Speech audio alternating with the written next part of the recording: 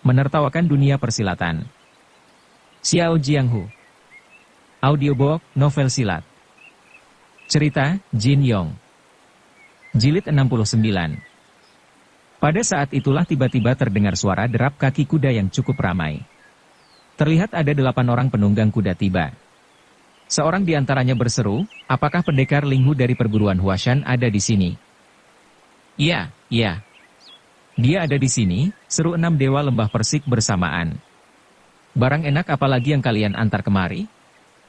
Ketua perkumpulan kami mendengar perihal kedatangan pendekar Linghu di kota Lanfeng. Beliau juga mendengar bahwa pendekar Linghu gemar minum arak. Maka, kami diperintah untuk mencari 16 macam arak pilihan untuk kemudian khusus diantar kemari. Semoga pendekar Linghu dapat menikmatinya sebagai teman perjalanan, kata orang tadi. Sesudah dekat, terlihat pada pelana ke-8 ekor kuda masing-masing tergantung 2 guci arak. Pada setiap guci terdapat label bertuliskan nama arak yang bersangkutan, seperti arak istana bermutu tinggi, arak Fen unggulan, ada pula arak Shaoxing merah. Ternyata ke-16 guci arak itu masing-masing berisi jenis arak yang berbeda pula. Ling Huchong merasa bahwa tidak ada hadiah yang lebih baik daripada 16 guci arak tersebut. Ia lalu memberi hormat dan berkata, maafkan atas kebodohanku ini. Mohon diberitahu dari perkumpulan manakah saudara-saudara ini berasal? Siapa pula nama saudara yang terhormat? Orang itu tertawa dan menjawab, ketua perkumpulan kami telah berpesan agar kami jangan sampai menyebutkan nama perkumpulan kepada pendekar Linghu. Ketua kami berkata bahwa hadiah dari perkumpulan kami sangat kecil sehingga jika kami menyebutkan nama perkumpulan kami tentu hanya akan membuat malu saja. Begitu ia memberi isyarat, serentak para penunggang kuda lainnya pun mengangkat guci-guci arak itu ke atas geladak kapal. Dari dalam kabin kapal Yu Bukun mengamat-amati ke-8 orang itu. Mereka semua terlihat sangat cekatan. Masing-masing tangan membawa sebuah guci arak dan kaki mereka dapat melompat ke atas kapal dengan gesit dan ringan.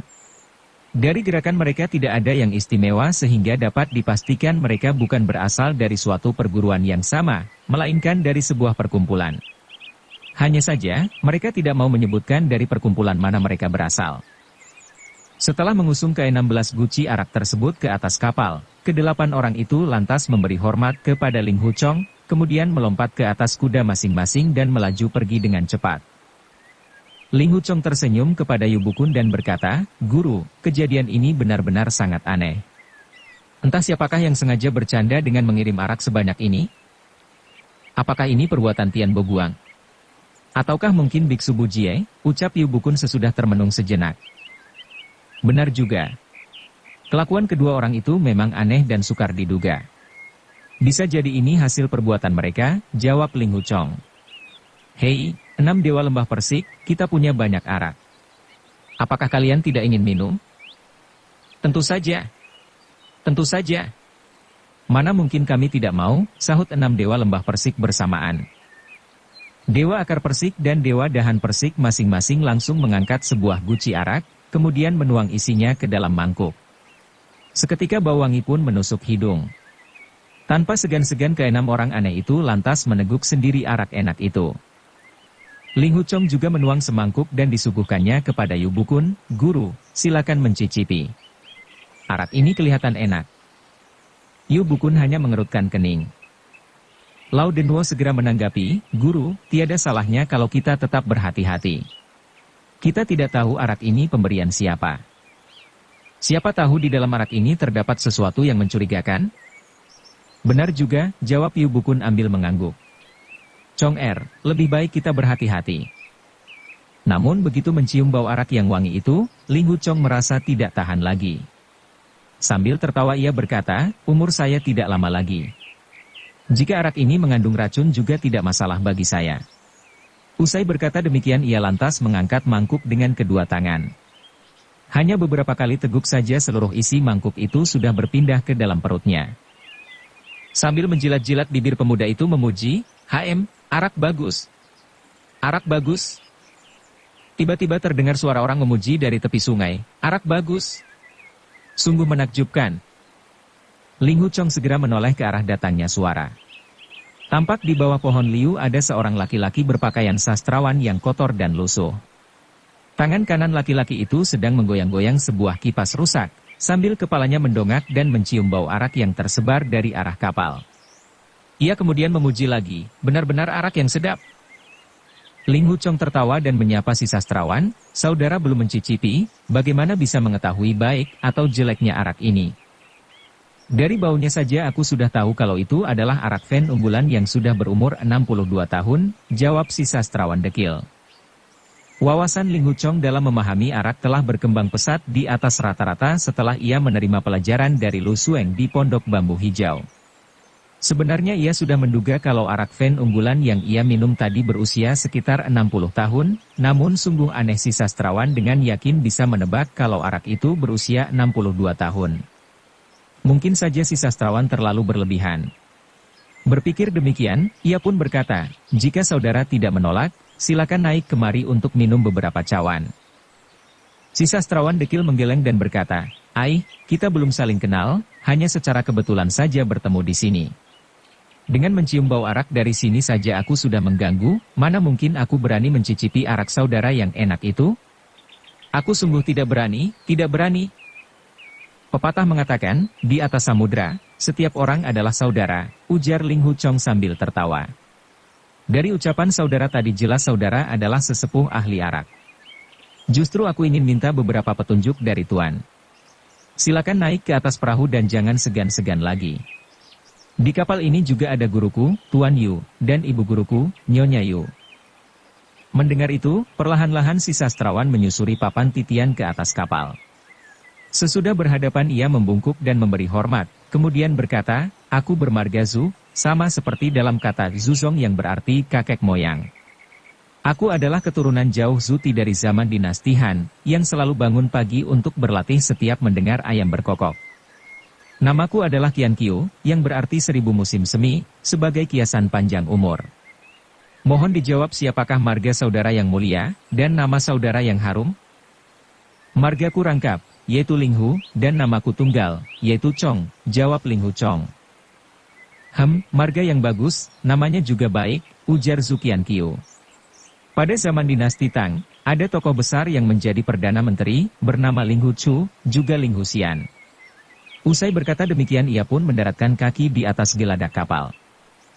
Ling Hu Chong tersenyum. Dalam hati ia berkata, aku mengundangmu minum arak. Sudah tentu kau mengumbar pujian untukku. Kemudian ia menuangkan arak ke dalam mangkuk dan menyuguhkannya kepada Zu Qian Qiu sambil berkata, silakan minum.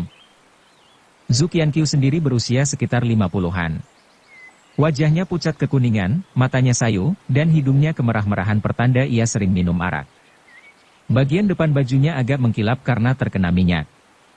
Saat ia mengulurkan tangan, tampak kuku jarinya kotor kehitaman. Tubuhnya kurus kering, namun perutnya terlihat buncit. Ketika Ling Hu Chong menyuguhkan semangkuk arak, Zu Qian Qiu tidak langsung menerima, namun berkata, saudara Ling Hu, meski kau memiliki arak bagus, namun sayang sekali kau tidak punya wadah yang bagus.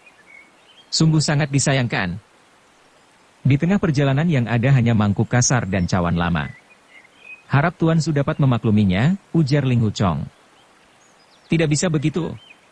Tidak bisa begitu, kata Zu Qian Qiu sambil menggeleng. Ternyata kau belum terlalu paham seni minum arak. Kau tidak boleh mengabaikan soal wadah. Dalam seni minum arak juga harus memperhatikan cawan yang dipakai untuk minum pula. Arak tertentu harus diminum memakai cawan tertentu pula. Kalau minum arak Fen harus memakai cawan kumala. Dalam sebuah syair dari zaman dinasti Tang menyatakan, mangkuk kumala dapat menambah keindahan warna arak. Tepat sekali, jawab Ling Hu Chong. Zu Qian Qiu melanjutkan sambil menunjuk sebuah guci arak, lihat guci itu yang berisi arak putih dari timur laut. Rasa sangat enak, namun baunya kurang harum. Maka, sebaiknya arak ini diminum memakai cawan dari cula badak. Hendaknya kau tahu bahwa cawan kumala bisa menambah keindahan warna arak, sedangkan cawan dari cula badak bisa menambah wangi bau arak. Ternyata orang zaman kuno tidak membohongi kita. Di pinggir kota Luoyang, Ling Hu Chong telah mendapatkan pelajaran dari Lu Zuang mengenai berbagai macam jenis arak ternama, baik itu asal-usul, aroma, ataupun bagaimana cara pembuatannya. Namun mengenai wadah untuk seni meminum arak, ia sama sekali tidak mendapat pengetahuan. Kini begitu mendengar Zu Qian Qiu berbicara dengan penuh keyakinan, membuat pemuda itu bagaikan mendapat pencerahan. Zhu Qianqiu melanjutkan, untuk meminum arak dari buah anggur, sebaiknya memakai cawan kemilau. Puisi dari zaman kuno berbunyi, arak anggur yang istimewa telah memenuhi cawan kemilau. Maksud hati hendak meminum, namun suara musik pipa telah memanggilku kembali memacu kuda. Arak anggur berwarna kemerah-merahan, kurang menunjukkan semangat kepahlawanan jika diminum kaum laki-laki seperti kita. Namun jika arak anggur dituang ke dalam cawan kemilau, maka warnanya menjadi merah menyala seperti darah. Meminum arak seperti meminum darah. Yu Fei menulis dalam puisinya, cita-citaku setinggi langit, ingin memakan daging bangsa Hu untuk penawar rasa lapar, dan sambil bersenda gurau aku ingin meminum darah Xiongnu untuk pembunuh rasa haus. Benar-benar hebat. Ling Huchong hanya bisa mengangguk-angguk. Pengetahuannya mengenai seni sastra sangat terbatas, sehingga saat Zhu Qianqiu membacakan beberapa puisi kuno, ia sering tidak memahami apa isinya. Namun begitu sampai pada kalimat, sambil bersenda gurau aku ingin meminum darah Xiongnu untuk pembunuh rasa haus, benar-benar membuat semangatnya bangkit karena menurutnya, kalimat ini benar-benar menggelorakan jiwa kepahlawanan. Zhu Qianqiu kemudian menunjuk sebuah guci dan berkata, arak gandum adalah arak paling tua dalam sejarah umat manusia. Yi yang hidup di zaman dinasti Xia pada masa kepemimpinan Raja Yu telah menemukan cara pembuatan arak jenis ini. Ketika Raja Yu meminumnya, ia sangat menyukai rasanya. Saudara Ling Hu, pada umumnya orang-orang berpengetahuan sempit, hanya mengetahui kalau Raja Yu telah berhasil mengendalikan banjir besar, hingga sangat dihormati sepanjang masa bahkan di alam baka. Namun sesungguhnya penemuannya yang lebih besar bukanlah cara pengendalian banjir. Kau tahu apakah itu? Cara pembuatan arak? Sahut Ling Huchong dan 6 dewa lembah Persik bersamaan. Tepat sekali, kata Zhu Qianqiu yang kemudian diikuti suara gelak tawa mereka berdelapan. Untuk meminum arak gandum harus memakai cangkir jue yang terbuat dari perunggu supaya kesan antik tetap terjaga, lanjut Zhu Qianqiu. Sedangkan untuk arak beras, meskipun terbuat dari beras pilihan, memang rasanya lezat tetapi kurang manis dan terlalu ringan. Untuk meminumnya, kita perlu menggunakan gantang besar supaya dapat memperlihatkan kesan gagah dan wibawa. Ling Huchong menukas, aku hanyalah orang pedalaman yang kurang berpendidikan. Aku sama sekali tidak tahu kalau ada hubungan sedemikian rupa antara arak dengan wadah untuk meminumnya.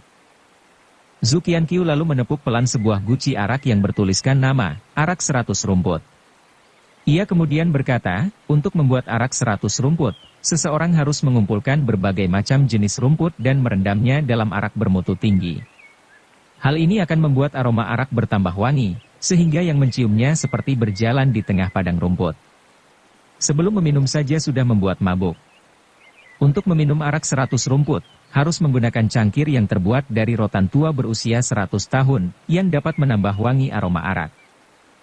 Mencari rotan tua berusia 100 tahun tentu sangat sulit, kata Ling Huchong menanggapi. Saudara Ling Hu, apa yang kau katakan itu tidak benar, ujar Zhu Qianqiu dengan wajah bersungguh-sungguh. Dibandingkan dengan rotan tua berusia 100 tahun, arak tua berusia 100 tahun jauh lebih sulit ditemui. Coba bayangkan, kau bisa pergi ke hutan belantara Nun jauh di sana untuk menemukan rotan tua berusia 100 tahun. Namun terhadap arak berusia 100 tahun, tentu setiap orang ingin meminumnya.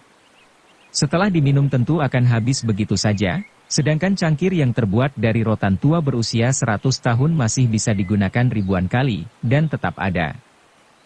Ah, tepat sekali. Aku sungguh bodoh. Terima kasih atas pencerahan ini, jawab Ling Huchong. Sejak tadi Bukun memerhatikan setiap perkataan Zhu Qianqiu yang terkesan berlebihan tetapi jika dipikirkan memang masuk akal. Saat itu ia melihat Dewa Ranting Persik, Dewa Dahan Persik, dan yang lain sedang sibuk membuka tutup guci arak 100 rumput dan membiarkan isinya berceceran membasahi meja, seolah mereka tidak menyadari betapa bernilainya arak tersebut. Meskipun Yu Bukun tidak terlalu suka minum arak, namun ia dapat mencium bau arak tersebut sangat wangi dan menyengat. Ia sadar kalau arak tersebut golongan kelas 1, namun sungguh sayang kalau disia-siakan 6 dewa lembah Persik begitu saja. Terdengar Zhu Qianqiu melanjutkan, untuk meminum arak Shaoxing merah, kita gunakan cawan porselen kuno, dan yang paling baik adalah cawan dari dinasti Song Utara. Cawan dari dinasti Song Selatan juga bisa digunakan, namun mutunya lebih rendah. Cawan dari zaman 5 dinasti memang yang paling baik, namun sudah sangat langka. Kalau cawan dari dinasti Yuan agak kasar dan tidak aturan. Untuk meminum arak bunga pir, tentu saja harus menggunakan cawan dari zamrud. Bai Yuji dalam puisinya yang berjudul Pemandangan Musim Semi di Hangzhou berkata, kain lengan baju warna merah yang dipakai gadis penenun sutra mencerminkan daun pohon kesemak, dan bendera hijau zamrud pada kedai arak mengimbangi arak bunga pir. Coba bayangkan, kedai arak di Hangzhou menjual arak bunga pir dan mereka memasang bendera hijau zamrud di luar. Warnanya benar-benar membuat warna arak semakin menyala. Nah, apabila kita ingin meminum arak embun kumala, maka dapat menggunakan cawan kaca bening. Dalam arak jenis ini terdapat gelembung udara yang jika dilihat dari cawan kaca bening akan terlihat semakin indah, seperti manik-manik. Tut, tut, tut. Kau hanya meniup trompetmu sendiri, tiba-tiba terdengar suara seorang gadis menyela pembicaraan. Ia adalah Yulingsan yang berkata sambil menunjuk-nunjuk pipi kanannya. Shan kau jangan lancang, bentak Yu Bukun. Apa yang dikatakan Tuan Zu masuk akal. Masuk akal bagaimana, balas Yulingsan. Kalau minum arak sekadar untuk bersenang-senang atau membangkitkan semangat memang boleh saja. Tapi kalau siang dan malam menenggak arak melulu dengan bermacam-macam aturan yang dinamakan seni segala, apakah itu perbuatan seorang kesatria besar? Ucapan nona ini jelas salah, kata Zukian Qiu. Apakah Liu Bang bukan seorang kesatria besar? Jika bukan karena ia sedang mabuk dan berhasil memenggal seekor ular putih, mana mungkin ia bisa mendirikan dinasti Han yang turun-temurun sampai ratusan tahun? Bukankah Fen Kuai juga seorang kesatria besar? Dalam perjamuan Hongman, ia telah mengiris daging di atas perisai dan minum arak memakai topi perang. Bukankah tindakannya itu mencerminkan kegagahannya? Jika Tuan Zu sudah tahu arak-arak di sini bagus semua, dan juga kau katakan kalau kaum kesatria suka minum arak, lantas mengapa sejak tadi tidak juga minum, ujar Ling Huchong dengan tertawa. Zu Qianqiu menjawab, sejak tadi aku sudah bilang, kalau minum arak tanpa memakai wadah yang tepat hanya akan menyia-nyiakan arak bagus saja. Ah, dari tadi kau hanya membual tentang cawan zamrud, cawan kemilau, cawan cula badak, atau apapun namanya. Di dunia ini mana ada cawan arak seperti itu, tiba-tiba Dewa Dahan Persik mengejek. Seandainya benar-benar ada paling-paling hanya 1-2 macam saja. Siapa orangnya yang mampu memiliki cawan selengkap itu? Seorang pria berbudi yang anggun, apalagi seorang penyair, yang sangat peduli terhadap nilai arak bagus sudah tentu memilikinya, jawab Zu Qianqiu. Kalau minum gaya keledai seperti kalian, tentu bisa memakai sembarangan wadah. Bisa memakai mangkuk besar atau cawan kasar seadanya. Memangnya kau ini seorang pria berbudi yang anggun? Tanya Dewa Daun Persik. Tidak terlalu banyak, juga tidak terlalu sedikit, aku memiliki ciri-ciri pria berbudi yang anggun, jawab Zu Qianqiu. Hahaha. Jika begitu, cawan untuk meminum ke-8 macam arak bagus ini ada berapa macam yang kau punya? Tanya Dewa Daun Persik sambil bergelak tertawa. Dikatakan banyak juga tidak, dikatakan sedikit juga tidak. Tapi untuk setiap jenis aku membawanya, sahut Zu Qianqiu. Pembual! Pembual, teriak 6 dewa lembah Persik bersamaan. Bagaimana kalau kita bertaruh saja? Ajak Dewa Akar Persik tiba-tiba. Jika kau benar-benar membawa ke-8 macam cawan itu, biarlah nanti akan kami makan satu demi satu cawan-cawan itu ke dalam perut. Sebaliknya kalau kau tidak punya cawan yang kau katakan itu, lantas bagaimana? Jika begitu aku yang akan memakan cawan dan mangkuk arak yang kasar ini satu persatu ke dalam perutku, sahut Zu Qianqiu. Bagus, bagus, sorak 6 dewa lembah Persik. Coba kita lihat bagaimana dia. Belum selesai mereka berkata, tiba-tiba Zu Qianqiu sudah mengeluarkan sebuah cawan dari balik bajunya. Cawan itu halus mengkilap. Jelas merupakan sebuah cawan kumala yang sangat indah, putih seperti susu kambing. 6 dewa lembah Persik sangat terkejut sehingga tidak melanjutkan olok-olok mereka.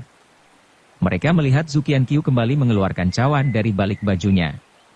Berturut-turut ia mengeluarkan cawan zamrud, cawan cula badak, cawan rotan tua, cawan perunggu, cawan kemilau, cawan kaca bening, dan cawan porselen kuna. Tidak berhenti sampai di situ, Zu Qianqiu terus-menerus mengeluarkan cawan jenis lain. Ada cawan emas gemerlapan, ada cawan perak berukir indah, ada cawan batu berwarna-warni, ada pula cawan gading gajah, cawan gigi harimau, cawan kulit kerbau, cawan bumbung bambu, cawan kayu merah tua, dan lain-lain. Ada yang berukuran besar, ada yang berukuran kecil, satu sama lain tidak sama. Tentu saja semua yang melihat terkesima.